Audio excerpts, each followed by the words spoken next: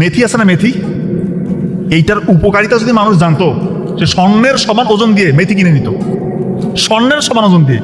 এখন দেখা যাচ্ছে মেথির মধ্যে রয়েছে স্যাপোনিনস, একটা খুবই শক্তিশালী বায়োঅ্যাক্টিভ উপাদান রয়েছে, গ্যালাক্টোমান্নান। এটা আপনার মানে প্যানক্রিয়াস থেকে ন্যাচারালি ইনসুলিন রিলিজ করবে, আপনার ডায়াবেটিসের মাত্রা কমে যাবে ইনশাআল্লাহ। এটার যে শক্তিশালী ফ্লাভোনয়েড অ্যান্টিঅক্সিডেন্ট রয়েছে, এটা দেখবেন যে এই যে শীতকাল আসতেছে না, অনেকে দেখবেন যে কাশি জমে গেছে, কাশি কমতেছে না কোনোভাবে। আপনার মেথি গরম করবেন পানিতে, 1 গ্লাস পানিতে মেথি গরম করে ওইটা ছেঁকে নেবেন, ওই পানিটা পান করবেন ইনশাআল্লাহ। কুসুম কুসুম গরম করে ওটা পানিটা পান করবেন, দেখবেন যে আপনার কাশিটা উপশম হয়ে যাবে ইনশাআল্লাহ। ডায়াবেটিসের ঝুঁকি কমবে, উচ্চ রক্তচাপের ঝুঁকি কমবে। যাদের কনস্টিপেশন, দীর্ঘদিন ধরে পেটের সমস্যা, মানে পায়খানা ক্লিয়ার হয় না, পাইলসের সমস্যা ভুগছেন, আপনারা ওই মেথি মানে পানিটা গরম করে ওই পানিটা ছেঁকে নিয়ে ওই পানিটা পান করবেন ইনশাআল্লাহ, দেখবেন যে কনস্টিপেশনের সমস্যা চলে গিয়েছে, আপনার পাইলসের সমস্যা চলে গিয়েছে। এই মেথি পানি পান করবেন। কালো জিরা নিয়ে যে এত কথা বলা হয়, কালো জিরা নিয়ে এত কথা কেন আসছে? মৃত্যু ব্যতীত যে কোনো রোগের নাকি সেবা, এটা কি আমার কথা? দেখেন, জলাতঙ্ক নামের একটা রোগ আছে, কিন্তু জলাতঙ্ক জানেন? কুকুর বিড়াল কামড় দিলে একটা রোগ হয় জলাতঙ্ক। পৃথিবীতে ক্যান্সারের চিকিৎসা আছে, জলাতঙ্কের কোনো চিকিৎসা নাই। জলাতঙ্ক হয়ে গেলে তার মৃত্যু, আল্লাহ যদি বাঁচায় বিশেষ কারিশমা দেখিয়ে, সেটা আল্লাহ তাআলার ইচ্ছা, সেটা হতেই পারে। কিন্তু এখন পর্যন্ত আমরা দেখি নাই যে কারো জলাতঙ্ক হয়েছে সে বেঁচে গিয়েছে। জলাতঙ্ক হলে মৃত্যু নিশ্চিত। জলাতঙ্ক হয় কি দিয়ে? 6টা প্রাণী মনে রাখবেন: কুকুর, বিড়াল, শেয়াল, খেকশিয়াল, বেজি, বানর, এই 6টা প্রাণী। এর মনে রাখবেন, কখনো যদি কামড় দেয় বা আঁচড় দেয়, কখন এটাকে ইগনোর করবেন না। ওই জায়গাটা 20 মিনিট ধরে ধুয়ে নেবেন, 20 মিনিট ধরে সাবান দিয়ে ধুবেন। কি সাবান? কাপড় কাচা সাবান দিয়ে একদম ঘষে ঘষে, ডলে ডলে ঘষে ধুয়ে ফেলবেন পানির ধারা দিয়ে। এরপরে যত দ্রুততার সাথে সম্ভব আপনি ভ্যাকসিন নিয়ে নেবেন। ভ্যাকসিনটা নিতে হবে, কারণ জলাতঙ্কর লক্ষণ প্রকাশ পেলে আর কিছু করার নেই, আর কোনো চিকিৎসা নাই। কিন্তু আমি অবাক হয়ে গিয়েছি, এই আত্মীবা নববী এই বইয়ে লেখা আছে, জলাতঙ্কর মানে তার লক্ষণ প্রকাশ পেয়ে গেছে, এই সময় যদি সে 25 গ্রাম কালো জিরা গুঁড়া করে 1 গ্লাস পানির সাথে মিশিয়ে খায়, আল্লাহ চায় তো তার মৃত্যুর ঝুঁকি কমে আসবে। আমি অবাক হয়ে গেছি। এটা আমি জানি না যে এটা মানে, যেহেতু বইয়ের লেখা, আমি জাস্ট এটা কোট করলাম আপনাদের কাছে। হতেই পারে, কারণ আল্লাহ তাআলা একটা কথা বলেছেন যে মৃত্যু ব্যতীত যে কোনো রোগের সেবা, এমনি এমনি বলেন। এটা নিয়ে গবেষণা করতে হবে। হয়তোবা কালো জিরাকে কি কোন প্রসেসে অ্যাপ্লাই করলে, কোন তাপ, কোন চাপ, কোন ফরম্যাটে দিলে কোন রোগের জন্য সেবা হবে, এটা আমি হয়তো এখন আবিষ্কার করতে পারিনি, কিন্তু কালো জিরার মধ্যে বিষয় আছে, এটা আমাদেরকে মনে রাখতে হবে। আমরা সবাই এখন সাদা চালের ভাত খাই, সাদা চালের ভাত আমাদের মূল খাবারই হচ্ছে ভাত বলতে পারি, কিন্তু সাদা চালের ভাতের মধ্যে এখন আর কোনো ফাইবার নাই, ফাইবার নাই।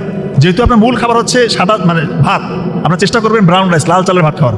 সাদা চালের ভাত খেলে বেরি রোগ হয়, বেরি, কারণ এখানে ভিটামিন B1, B3, B6 এই ভিটামিনগুলো থাকে না সাদা চালে। তখন কি হবে? বেরি হলে কি হবে? হাত পা চিবাচিবি করবে, শরীর একটুতে ক্লান্ত হয়ে যাবেন, দেখবেন যে মানে একটু হলে ঘুম আসতেছে, পাগুলা মানে অনেকে মনে হয় ঝিমঝিম করতেছে। এই লক্ষণগুলো সাদা চালের ভাত খেলে হয়। পক্ষান্তর আপনি যে লাল চালের ভাত খান, ব্রাউন রাইস যেটা ঢেকি সাদা চাল, ওইখানে আবার ভিটামিন B1, B3, B6 এগুলো যথেষ্ট পরিমাণে রয়েছে, আপনার বেরি রোগ হবে না। আপনার এই সাদা চালের ভাত খেলে 50 থেকে 70% সম্ভাবনা বেড়ে যায় ডায়াবেটিস হওয়ার। আপনার ডায়াবেটিস হওয়ার ঝুঁকিটা কমে যাবে যদি আপনি ব্রাউন রাইস খান। আপনার উচ্চ রক্তচাপের ঝুঁকি কমবে, ডায়াবেটিসের ঝুঁকি কমবে, স্ট্রোকের ঝুঁকি কমে যাবে। এই জন্য ব্রাউন রাইসটা আপনি খাওয়ার চেষ্টা করবেন। আচ্ছা, আপনাদের এখানে পজিটিভ রক্তধারী কারা কারা আছেন? পজিটিভ রক্তধারী মানে A পজিটিভ, B পজিটিভ, আমার অলমোস্ট 95%। এখন আপনাদেরকে একটা খবর দেই, নেগেটিভ রক্তধারী যে মেয়েরা আছে, পারতপক্ষ চেষ্টা করবে আপনারা তাদেরকে বিয়ে না করার। মানে এটাকে আমি এমনি বলতেছি, আপনারা তো বিজ্ঞানের ছাত্র না সবাই। পজিটিভ রক্তধারী ছেলেরা যদি নেগেটিভ রক্তধারী মেয়েকে বিয়ে করে, বিয়ের পরে প্রথম সন্তানে কোনো সমস্যা হবে না, দ্বিতীয় সন্তান থেকে তার দেখবেন যে ইরাইথ্রোব্লাস্টোসিস ফিটালিস নামের একটা রোগ হবে বাচ্চার, ভয়ঙ্কর রোগ। হাইড্রোপস ফিটালিস হবে, তার হার্টের মধ্যে পানি জমবে, লাংসে পানি জমবে ওই বাচ্চার, ব্রেন এমন বেশি রক্ত ভাঙা শুরু হবে বাচ্চার, তার জন্ডিসের মাত্রা এত বেড়ে যাবে, ব্রেইনের মধ্যে পর্যন্ত জন্ডিস চলে যাবে। কার্নিকটেরাস বলে, কার্নিকটেরাস, মানসিক ভারসাম্যহীন হয়ে যাবে ওই বাচ্চা, খিচুনি দিবে, অজ্ঞান হয়ে যাবে, কমাতে চলে যাবে, মারা পর্যন্ত যায়, এবং ওই বাচ্চার খুব একটা প্রোডাক্টিভিটি থাকবে না।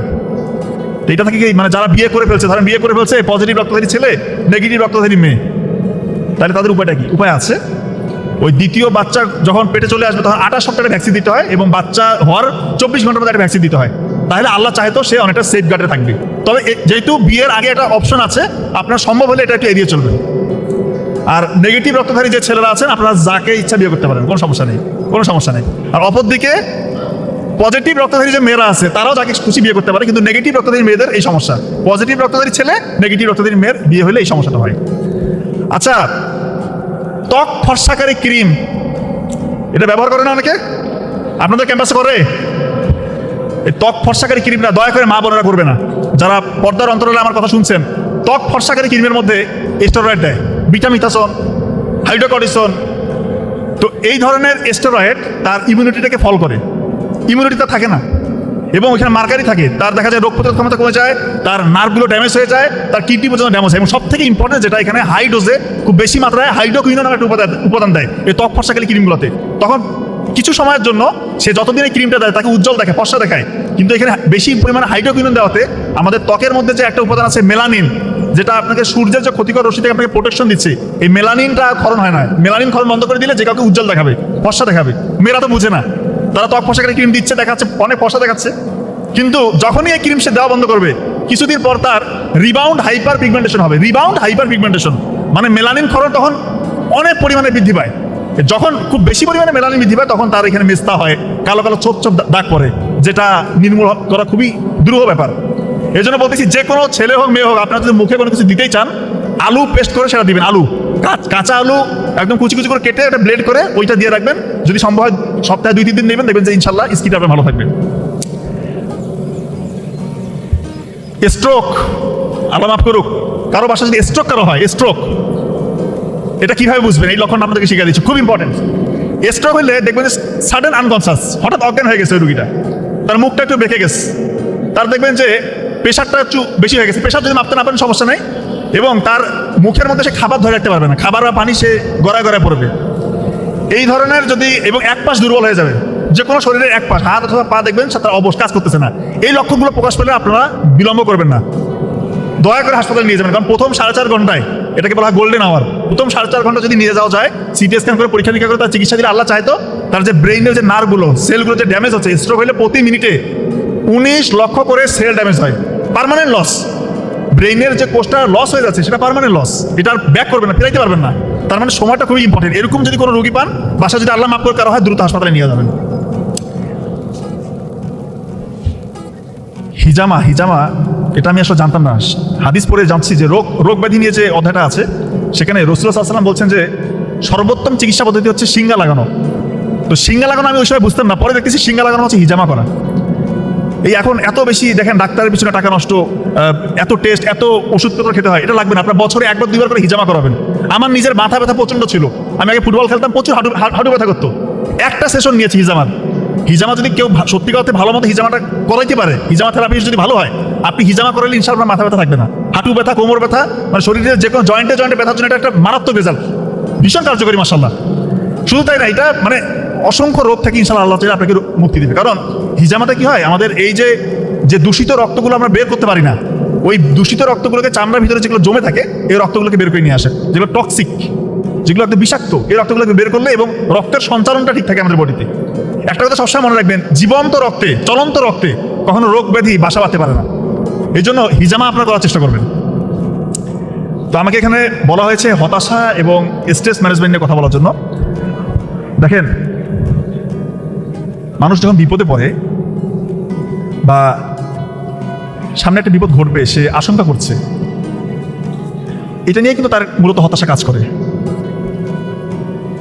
কিন্তু আমাদের মমিন বান্দাবান্দির বিপদের সময় অধৈর্য হয়ে হতাশ হওয়া, এটা একটা নিরুৎসাহিত করা হয়েছে, এটা একটা গুনাহের কাজ বলতে পারেন। আপনি হতাশ হওয়া যাবে না।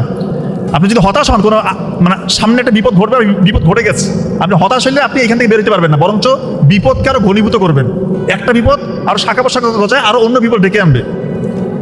এই সময় আমাদের জন্য নির্দেশনা দেওয়া আছে, বিপদ যদি কারো চলে আসে বা সামনে একটা বিপদ ঘটবে, আপনাদের মাথা ঠান্ডা রাখতে হবে। মাথা ঠান্ডা রেখে চিন্তা করতে হবে যে এই বিপদ থেকে কীভাবে বের হওয়া যায়। এবং ইসলামিক যে তরিকা, সেটা হচ্ছে ব্রেনকে ওই সময় কাজে লাগাইতে হবে। ব্রেনকে কাজে লাগিয়ে, ব্রেন যে চিন্তা করছে ওই অনুযায়ী শরীরটাকে কাজে লাগাই দিবেন এবং মনে মনে জিকির করবেন, আল্লাহর কাছে সাহায্য চাইবেন। আল্লাহ তাআলাই দেখবেন ইনশাআল্লাহ বিপদ থেকে আপনাকে উদ্ধার করবে। বিপদে হায় হুতাশ করে কখনো বিপদ থেকে আপনি উদ্ধার পাবেন না, কেউ পায় নাই, আপনিও পাবেন না। এই বিপদের মধ্যে যে ভয়, এই যে একটু অ্যাংজাইটি ফিল হয়, হতাশ লাগে যে কী হবে, এটা শয়তান ভিতরে ঢুকে দেয়।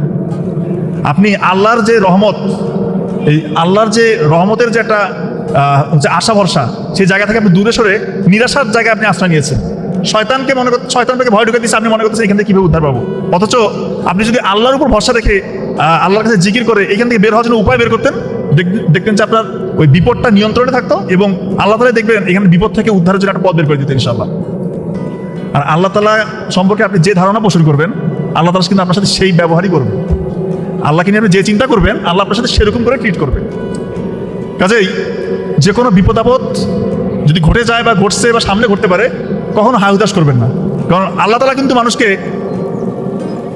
ক্ষুধা, তার জীবন, ফল ফসল এগুলো দিয়ে কিন্তু পরীক্ষা করবে, বিভিন্ন ক্ষয়ক্ষতি করে মানুষকে পরীক্ষা করে যে তার ইমানটা কতটা মজবুত। এই সময় যদি আপনি হায় উদাস করেন, আপনি ফেল। আর জীবনে ভাই এত হতাশার কিছু নাই। সত্যিকার অর্থে শয়তান আমাদেরকে শেখায়। এই যারা স্টুডেন্ট আছেন, আপনাদের এখন মানে মেইন যেটা নিয়ে আপনাদের খুব স্ট্রেস ফিল করেন, যে বের হওয়ার পরে কি চাকরি করব, কোথায় যাব, কি হবে আমার ভবিষ্যৎ, এত চিন্তা করার কিছু নেই ভাই। আপনি আপনার কাজ করেন। আল্লাহ তাআলা কাউকে না খেয়ে মারবে না, সবার জন্য রিজিক ফিক্স করে দিয়েছে। আপনি পরিশ্রম করে যান, আল্লাহর কাছে চান, রাতে আগে আগে ঘুমান, পারলে কিয়ামুল লাইল তাহাজ্জুদের সালাত আদায় করেন। 2 রাকাত তাহাজ্জুদের সালাত আদায় করে যদি কেউ আল্লাহর কাছে চাইতে পারে এবং পরিশ্রম করতে পারে, তার জীবনে ব্যর্থতার কোনো জায়গা নেই ইনশাআল্লাহ। এটা আমি ইনশিওর করছি আপনাদেরকে। আপনারা পরিশ্রম করেন, হতাশার কোনো জায়গা নেই। শুধু ভোরবেলাটাকে কাজে লাগান। ফজরের আগে উঠে যদি কেউ 1-2 ঘন্টা পড়ে এবং ফজরের পর আরো 1-2 ঘন্টা পড়তে পারে, তার সারাদিন কিছু না পড়লেও চলবে। 5 বছর পরে আপনি কোথায় যাবেন আপনি নিজে চিন্তা করতে পারতেছেন না। হতাশা আসবে কোথায় থেকে? এক ডিভোর্সি মহিলা, তার স্বামী তাকে ডিভোর্স দিয়ে দিয়েছে, সাথে একটা মেয়ে আছে, টাকা পয়সা হাতে নাই, কি করবে, কোথায় যাবে, বাবার বাড়িতে জায়গা নাই। কিন্তু সে লিখতে পারতো, লেখা শুরু করছে। হতাশ হয়ে পড়ে না থাকে সে লেখা শুরু করছে। লিখতে লিখতে একটা বই দাঁড় করে ফেলছে। বই দাঁড় করার পর সে যখন প্রকাশকদের কাছে যাচ্ছে যে আমার বইটা একটু পাবলিশ করে দেন, কোনো প্রকাশনী রাজি হচ্ছে না যে এই বইটা পাবলিশ করার জন্য। বলতেছে এগুলা বই চলবে না, আপনি অন্য বই লিখে আসেন। একজনের কাছে গেছে, ফিরাই দিচ্ছে, 2 জনের কাছে গেছে, এইভাবে যেতে যেতে 12 জনের কাছে গেছে ওই মহিলা। আর্থিক সংকটে আছে, সরকারি অর্থায়নে সে চলতেছে ওই সময় বাচ্চাটাকে নিয়ে। 12টা প্রকাশকের কাছে গিয়ে তার বই বলতেছে না এটা পাবলিশ করার মতো না। 13 নম্বর প্রকাশক বলতেছে ঠিক আছে, আপনার প্রতি আমার দয়া হয়ে বইটা আমি ছাপাচ্ছি, কিন্তু এই বইটা চলবে না। ওই বই পরে বিশ্ব জয় করছে। গোটা ওয়ার্ল্ডের সর্বোচ্চ বেস্ট সেলার বই হয়েছিল ওই সময়। আপনি হ্যারি পটার নাম শুনছেন? হ্যারি পটার, জেকে রাউলিংয়ের গল্প বলতেছে। তো ওর জীবনে সে ডিভোর্স তাকে দিয়েছে, পরিবারের জায়গা নেই, সরকারি অর্থনীতি চলতেছে। সে যদি হতাশায় পড়ে থাকতো, সে কি উপরে উঠতো না, সে কাজে লেগে গেছে। আপনারা আব্রাহাম লিঙ্কনের নাম শুনছেন? সে যখনই নির্বাচনে দাঁড়ায় সেই জায়গায় হেরে যায়। প্রথমে দাঁড়ালো কংগ্রেসে, হেরে গেছে। সিনেটে 2 বার দাঁড়িয়েছে, হেরে গেছে। ভাইস প্রেসিডেন্টের নির্বাচনে দাঁড়িয়েছে, হেরে গেছে। প্রথম রাজনৈতিক নির্বাচন সেখানেও হেরে গেছে। ব্যবসা খুলে বসছে, ব্যবসায় ব্যর্থ। তো সে যখনই কোনো কাজ করে, তার আশেপাশে লোকজন বলে ভাই তুমি এটা করিও না, তুমি করলে এটা ফেল। ওই লোক গিয়ে দেখেন আমেরিকার প্রেসিডেন্ট হয়েছে, এবং বিখ্যাত প্রেসিডেন্ট। আর উনি যদি ব্যর্থ হইতে হইতে মানুষের কথা শুনতো, হতাশায় পড়ে থাকতো, উনি কিন্তু সফল হতে পারতো না। দাস প্রথা বিলুপ্ত করছে আমেরিকা যদি একজন প্রেসিডেন্টকে আপনি সিলেক্ট করতে চান যে নাম্বার 1 র্যাঙ্কিংয়ে, ওই আব্রাহাম লিঙ্কনের নাম নিতে হবে। অথচ দেখেন তার জীবন কতটা ব্যর্থতায় ভরা। আপনারা তো স্টিভ জবসের নাম শুনছেন? স্টিভ জবস তো অ্যাপল কোম্পানিতে সে 11 বছর চাকরি করার পরে অ্যাপল কোম্পানি যখন দাঁড়ায় গেল, তখন তাকে কোনো একটা বনিবনা না হতে বলতেছে আপনাকে আমাদের আর প্রয়োজন নেই, বের করে দিস। খুব অপমান লাগছে তার ওইটা, যে এত পরিশ্রম করলাম কোম্পানির জন্য, কোম্পানি আমাকে বের করে দিল। পরে নিজে একটা কোম্পানি দাঁড় করে দিস। এবং একটা পর্যায়ে যাওয়ার পর অ্যাপল কোম্পানি এমন অবস্থা, তার দেউলিয়া হয়ে যাচ্ছিল। পরে আবার ওই স্টিভ জবসের কাছে গেছে, বলছে আমাদের ভুল হয়ে গেছিল, আমরা আবার একসাথে কাজ করতে পারি। পুরোনো কোম্পানি তো প্রথম করছে কাজ, আবেগ কাজ করছে, আবার ফিরে আসছে। এসে তো আইফোন, আইপ্যাড, আইম্যাক সব আবিষ্কার করছে। তো মানুষ আসলে জীবনে অনেক সময় আপনি অপমানিত হবেন, হতাশ হওয়ার মতো অনেক সিচুয়েশন ক্রিয়েট হবে। পড়ে থাকলে হবে না, কাজ করতে হবে। আপনাদের জন্য খুব ইম্পর্টেন্ট কথা, যারা স্ট্রেসের মধ্যে আছেন, অ্যাংজাইটির মধ্যে আছেন, হতাশার মধ্যে আছেন, একটা কাজ করবেন, কিয়ামুল লাইল তাহাজ্জুদের সালাত আদায় করে 2 রাকাত নামাজ হোক, 4 রাকাত হোক পরে চোখের পানি ফেলবেন, দেখবেন যে মনটা শান্ত হয়ে যাচ্ছে। কারণ ওই সময় বিজ্ঞান দিয়ে দেখতেছে আমাদের ব্রেন থেকে আমাদের 4টা হরমোন রিলিজ হচ্ছে, ডোপামিন, অক্সিটোসিন, সেরাটোনিন, এন্ডোরফিন। এই 4টা হরমোন যখন রিলিজ হবে, আপনার মধ্যে কোনো হতাশা থাকবে না ইনশাআল্লাহ। আপনার এই যে অবসাদগ্রস্ত, আপনার মনের ভিতরে ভয়, স্ট্রেসের কারণে যে নার্ভগুলো যে এক্সাইটেড হয়ে যায়, এই নার্ভগুলো এক্সাইটেড থাকবে না, সবগুলো নার্ভ শান্ত হয়ে যাবে। আপনি একটা দেখবেন আস্থার জায়গা পাবেন ইনশাআল্লাহ। দেখবেন যে কোনো একটা জায়গায় আপনার ভরসা আসতেছে। আসলে সত্যিকার অর্থে সব থেকে শক্তিশালী, মহাশক্তিশালী গোটা বিশ্বজাহানের যে মালিক, সে আল্লাহর দরবারে আপনি চোখের পানি ফেলতেছেন। আপনার আল্লাহর সাথে যখন কানেক্টেড হয়ে যাবেন, আপনার কিসের হতাশা, কিসের ভয়, কি নিয়ে ভয় রে ভাই আমাকে বলেন?